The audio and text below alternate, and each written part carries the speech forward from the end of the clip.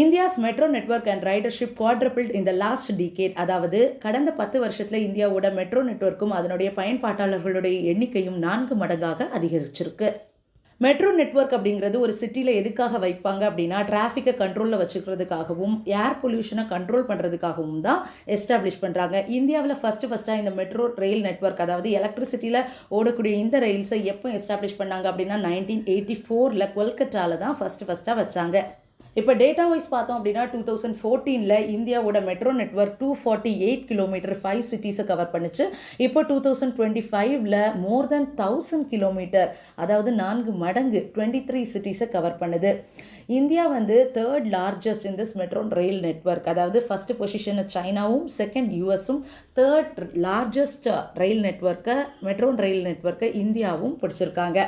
இனி city wise பார்த்தோம் அப்படின்னா இந்தியாவில் இருக்கக்கூடிய சிட்டிஸ்லேயே டெல்லி ஃபர்ஸ்ட் பொசிஷனில் இருக்குது. அதாவது நிறைய கிலோமீட்டர் அந்த நெட்வொர்க் இருக்குது டெல்லியில். Second Bengaluru, third Mumbai and fourth Kolkata.